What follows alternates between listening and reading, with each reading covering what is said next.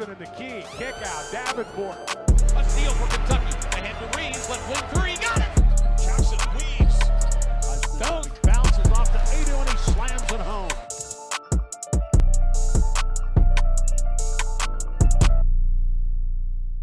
All right, welcome back to another episode of the Student Section. As promised in last week's episode, today I will be going over my predictions for SEC men's basketball. I'm going to go over my predictions for like the ranking or the seeding, which team I think will be at the top, which team I think will be at the bottom, every team in between. I'm also going to be going over all end of season awards, at least my like preseason predictions. So we have Player of the Year, Defensive Player of the Year, Rookie of the Year, Sixth Man of the Year, Coach of the Year. And then my two personal created awards that I had in my last year's end of season video. We got Newcomer of the Year, which is going to be the best incoming transfer to an SEC team. And then Breakout Player of the Year, which is going to be a player who had a down season last year and they had a good season this year. That's a quick breakdown. I'm hyped. We got college basketball is right around the corner. We've had some preseason games. We've had some exhibition games. Arkansas looked really good. I haven't been able to watch any other exhibition game because, one, there haven't been that many. And I think by the time I upload this, they're going to be, there'll be a few more, but they're all either on like local television channels or they're all on local radio channels. So I just haven't been able to tune into them. But yeah, I'm just saying that, but I'm hyped. Basketball is finally back. More videos coming out. I think my next video will probably going to be me previewing all of because I think the season starts the November 3rd, which is 5 days from when I'm recording right now. So I'm going to upload a video just kind of previewing all the team's first games. And then the video after that, which will be the next week. So 2 weeks from now, I'm going to be, so pretty much just the formula for each video I'm going to be posting. I'm going to be reviewing the previous week's games, going over, I'm going to maybe do a segment. We'll see if I follow through, but I want to do a segment where I do top 5 plays of the week. I think that would be super fun just for viewership, for people to see the top 5 most exciting plays of the week. I'm going to be reviewing each game, talking about what I liked, what I didn't like with all the teams that played. And then I'm going to be previewing the next week worth of games, predicting who wins, how much, like the spread, whatever. So the videos are going to be kind of action-packed. I'm going to try and keep them all condensed because I know you guys don't like the long hour-long videos. So this video should be a quick video. It really shouldn't be that long, but who knows? I'm a yapper. So with that being said, let's get straight into it. I think I'm going to start off with power rankings. I think that's probably my best bet for starting is with power rankings. So I'm going to go in reverse order, and because there's 16 teams, that is divisible by 4. So we're going to do 4. I'm going to pretty much break it down in 4 groups of 4. I'm going to start off with the bottom 4 teams because I also think that's how they're going to break down the tournament at the end of the year. I'm not sure. But anyways, I'm going to break it down into 4 groups. The first group being the 16th, 15th, 14th, and the 13th seed. I'm just going to be going in reverse order. 16th seed I have is Vanderbilt. I have notes down for each team why I have them in their spot. Vanderbilt, it's a bad team. And my notes for Vanderbilt literally say I'm not watching a single Vanderbilt game unless they're playing Arkansas. I mean, if there's no other games on and Vanderbilt's playing, I'll probably end up putting Vanderbilt on, but I'm not going to watch them over any other team in the entire SEC. I don't care what's going on. Vanderbilt, they're probably sorry. You're just not getting any watch time. You guys are going to suck. Let's see. So number 15, we have Oklahoma. This is another doo-doo water team. They pretty much lost like every single player on their team once they transferred to the SEC, at least all their impactful players, and they didn't go out and replace them. So, they lost talent, didn't replace it in the portal. This team is going to be very bad. Don't expect much out of Oklahoma. And that sucks that your first year coming into this new SEC division, you're going to be bad. I'm sure Oklahoma fans don't like that. We'll see what happens. Number 14, we have LSU.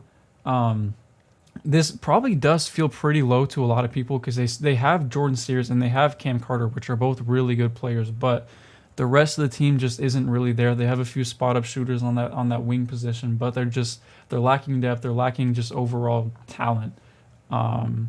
So it's going to be another bad year for LSU, but they are looking a little better. I think, in my opinion, they'll look a little more entertaining than last year. And then at the last spot of this fourth group is going to be South Carolina. This is probably another one that may be a little too low ranked because they do still have Colin Murray Boyles. They still have some good players on their team, but they lost a lot of their good scorers. And I don't know, in my opinion, like, so they lost too many names, bro. I do this every time I record. I know all the names whenever I'm not recording, but the second this camera is on, I forget. Michi Johnson, he was their leading scorer last year. They lost him, and they just didn't really get much good scores. Colin Murray Boyles himself isn't an elite scorer either, but he is a really good all-around, like Swiss Army knife, jack of all trades type of guy, but not a master of any. At least that's kind of what a lot of people say about him. But I love him. I'm gonna talk a lot more about him here and like later in the video once we start going over rewards or awards. So that is my first group of 4. Like I said, we have Vanderbilt at 16, Oklahoma at 15, LSU at 14, and South Carolina at 13. I believe there's going to be a graphic on the screen so you guys can keep up with me.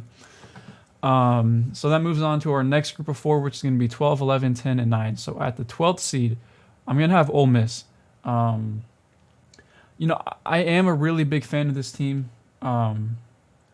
They did end up getting Dre Davis, who I believe is an absolute legit scorer, and he'll be a really good player for them. And they retained the top 3 of their top 4 scorers from last season. It's hard for me to put Ole Miss any higher because I just feel like they're lacking defense and they're just lacking that team feel. But this is one of those teams that I really believe could be ranging anywhere from 12 to 7 in terms of ranking. I don't see them going much higher, maybe hitting 6, but I just don't see it. I think realistically they're more towards the bottom of that list though.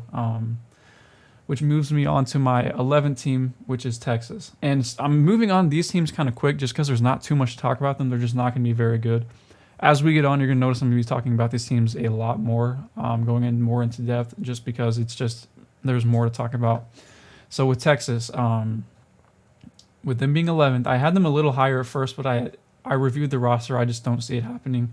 They lost their top 3 scorers from the last season, which is Max Abmas, Tyrese Hunter, and Dylan Disu. Those were their top 3 scorers last year, top 3 impact players, and they lost all 3 of them. They did bring in Tramon Mark, who I think was all SEC second team last year. I think he averaged like 18 points per game. I mean, I know too much about him. He played at Arkansas last year. He's an elite scorer. And they also got Trey Johnson, but he's just a rookie. Or a freshman. You can't really expect too much out of him. I mentioned a lot of this last episode. But I could see Trey Johnson really developing to be like a really big, impactful player. Tramon Mark is going to put up a lot of points. They still have good players on their team. They just lost all of their scores, so they're not going to have that scoring impact. They are really well coached, which is the main reason they're not below teams like Ole Miss and South Carolina. If they weren't well coached, I could easily put them even below a team like LSU, just based off of this roster construction. They're lacking defense. They're lacking overall playmaking. They're lacking a really good guard. Tramon Mark technically is a guard, but I think he's 6'6", 6'7". He's more of a wing player. But he can handle the ball, but he's not going to go out there and play make. Which moves on to the 10th seed, which is going to be Missouri. A big bounce back from last year where they were the 16th team in the SEC. They didn't win a single conference game last year. I don't have time to go over all of their portal players because they pretty much have a brand new team, but they brought in a lot of really good players. They lost a lot of their mid-level players and replaced them with even better scorers. Their freshman class is pretty good. I just got to see it through with this being a completely new team. But I could see Missouri, just like Ole Miss, I could see this being a team that ranges anywhere from like 10 to that 6 range.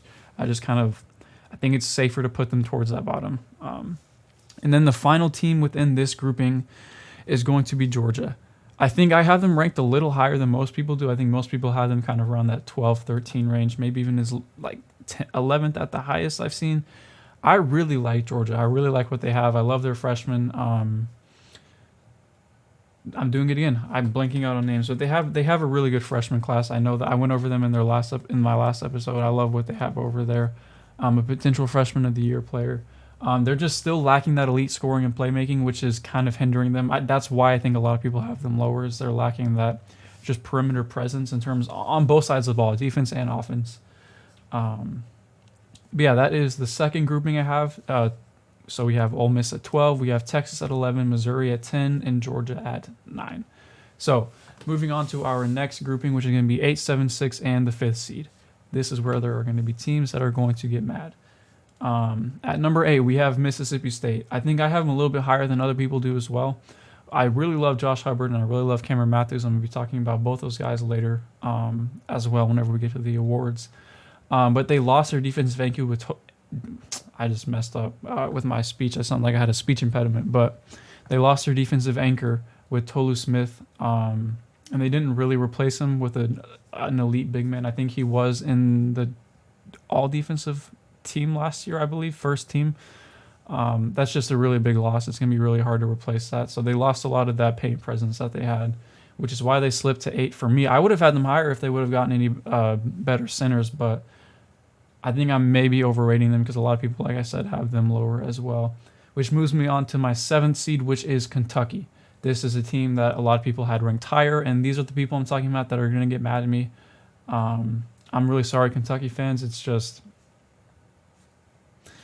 pretty much a completely new team. They lost a lot of talent from last year. You look at the guys they lost last year. They lost Rob Dillingham. They lost Reed Shepherd. They lost Trey Mitchell. They lost Antonio Reeves, who averaged 20 points per game for them last year. He was their leading scorer.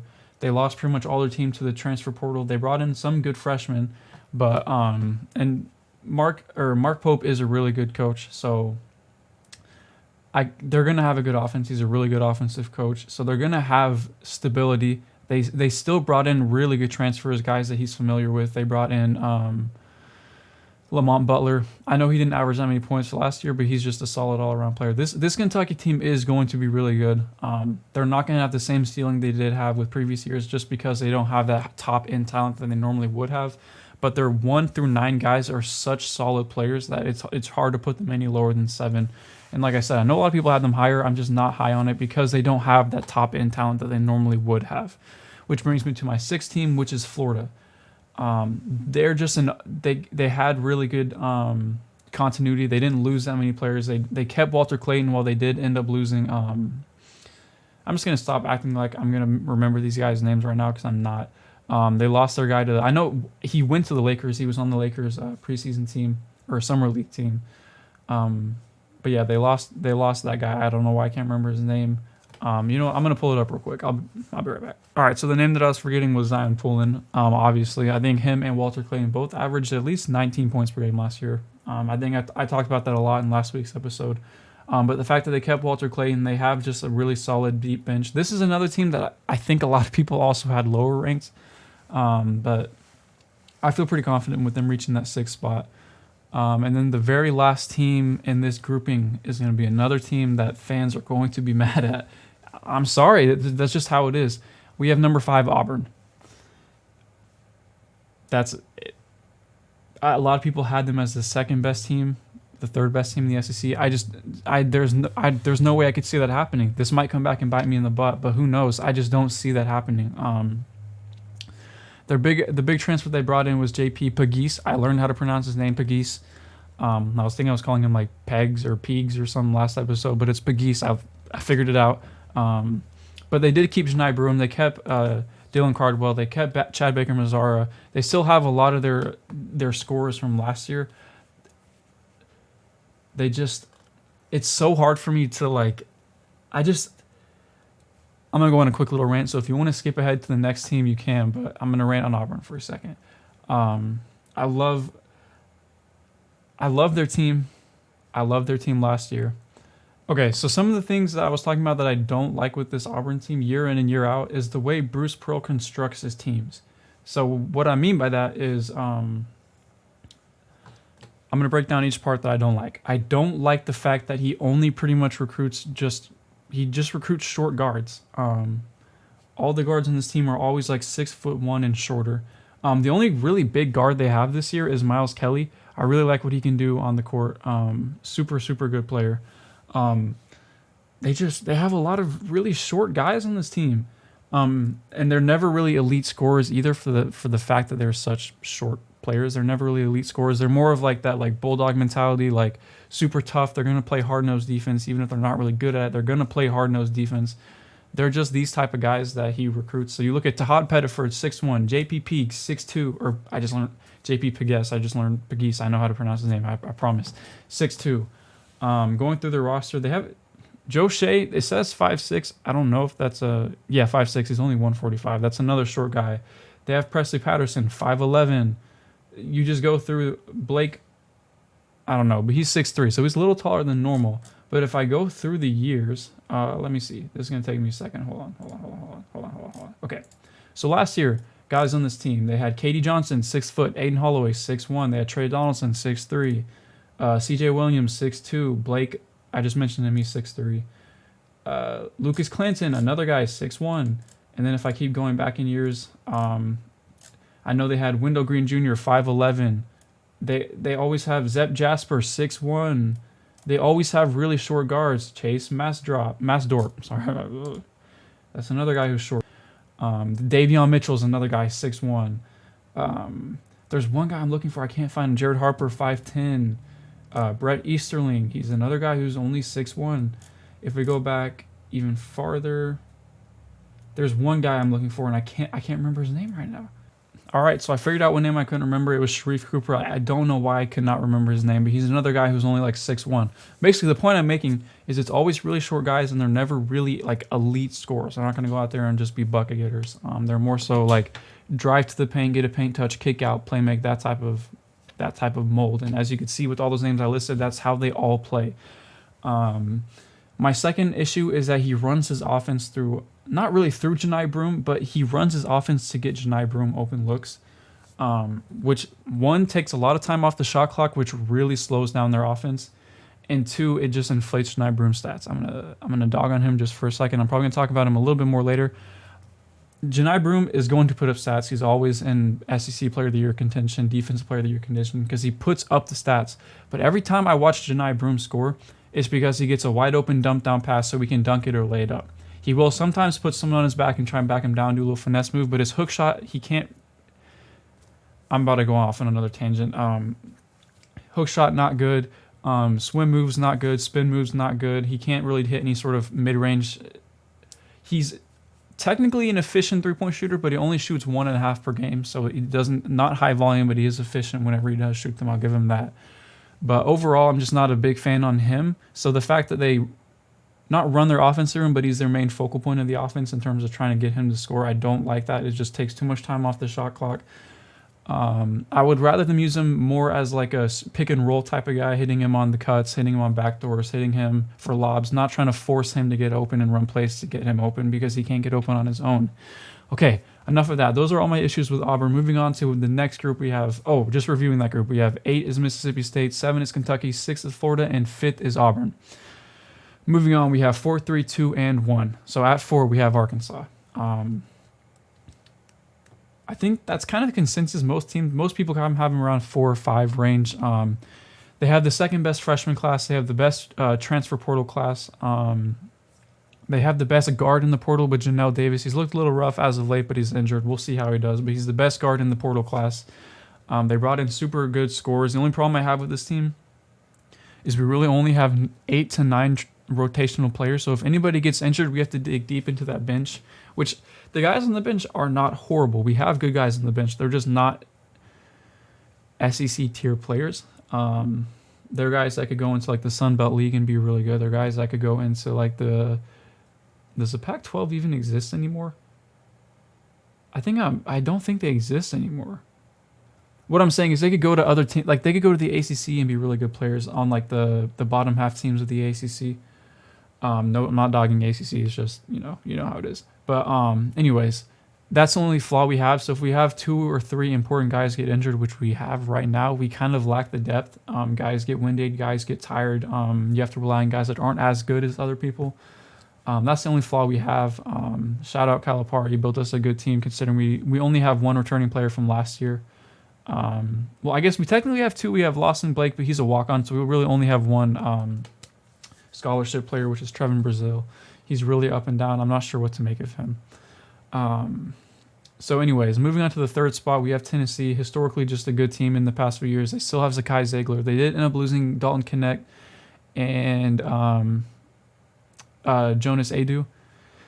Those were their 2 biggest players that they ended up losing, but they also got Chaz Lanier, who was like the top player in the transfer class this year. I know I just said that Janelle Davis was the top guard. Chaz Lanier was the top player, the top scorer.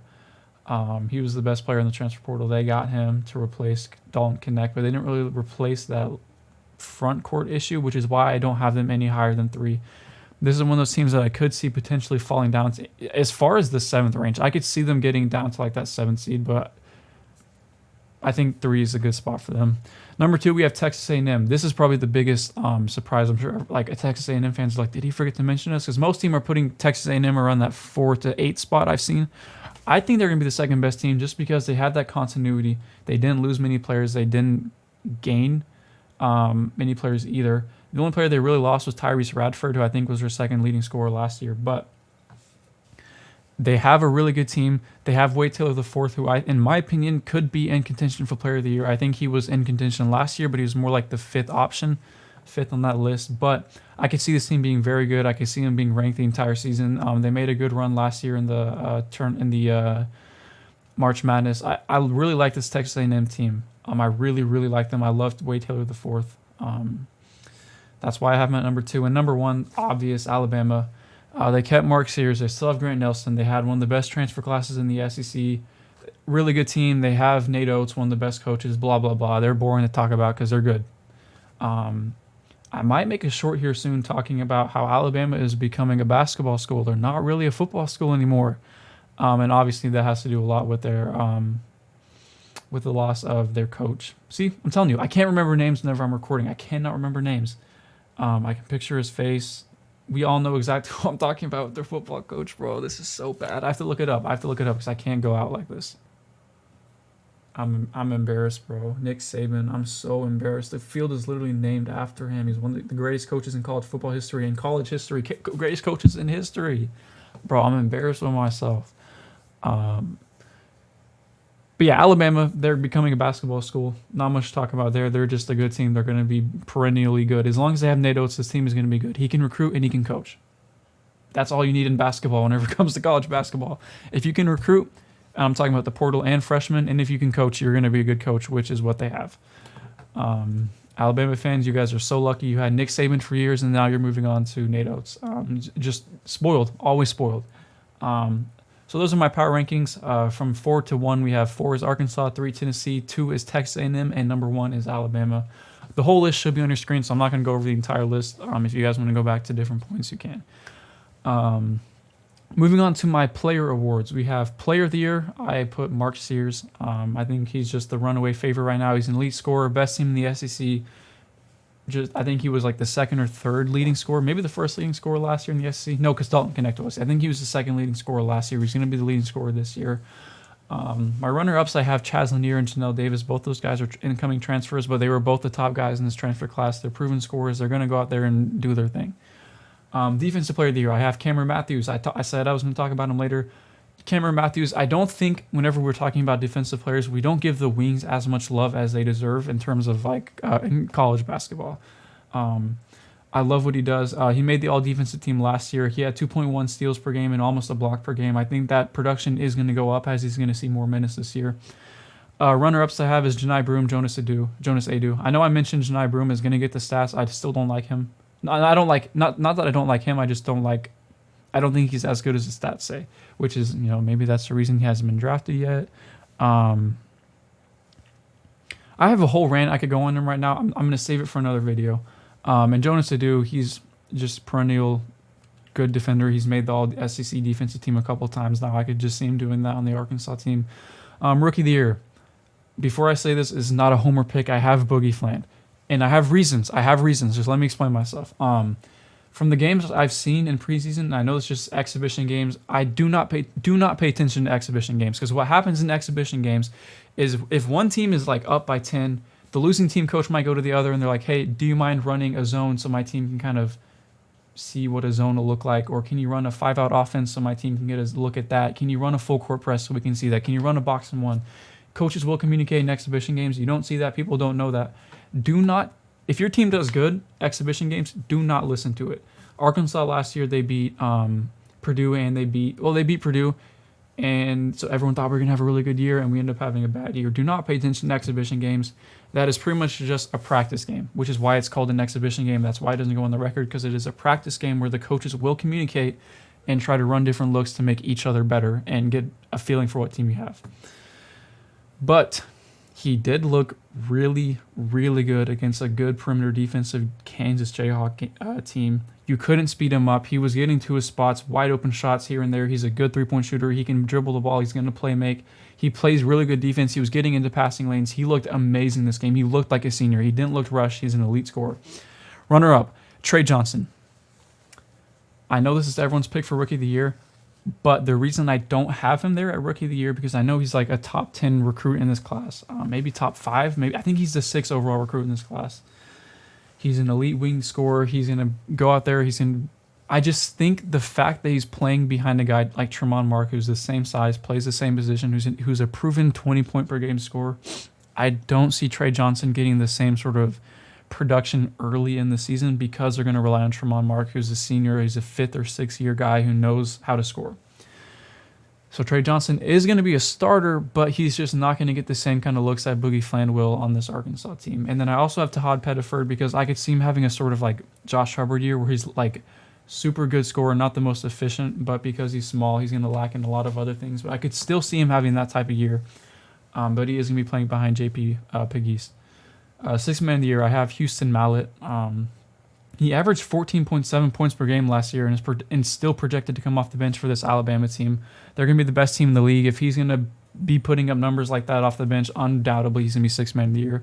Other guys I have is Chad Baker-Mazara. I had him on my last year's ballot for sixth man of the year, I think. I have DJ Wagner as sixth man of the year because I don't think he's going to be starting for our Arkansas team. And I see him having a really good season. I'm going to talk a little bit more about him in these next awards. Coach of the year, we have Buzz Williams out of Texas A&M. I think if they're going to end up being in that top 4 range, which I really see them being, I could see him winning it just because they don't have the super good elite top end talent that Alabama has, Tennessee has, Arkansas has. I could see him getting up there. But other guys I have winning this award is going to be Nate Oates. They're going to be the best team in the SEC, and if they're going to reward the best team in the SEC with best coach of the year, it's going to be Nate Oates. I could also see Mark Pope if Kentucky has a top 5 season with him being a new coach coming into Kentucky, having all of that pressure. I could see him winning coach of the year too if they have a successful season. And then now my 2 personal awards. We have newcomer of the year. These are guys that transferred into an SEC team. So we have Chaz Lanier is going to be my winner for this award. Excuse me. With him being the leader of this transfer portal class, it's only right to give him this predictive thing. Other guys I have is JP Pegues and then Janelle Davis. Both of those guys are elite scorers. I could see all 3 of those guys winning. This is kind of a hard one to predict.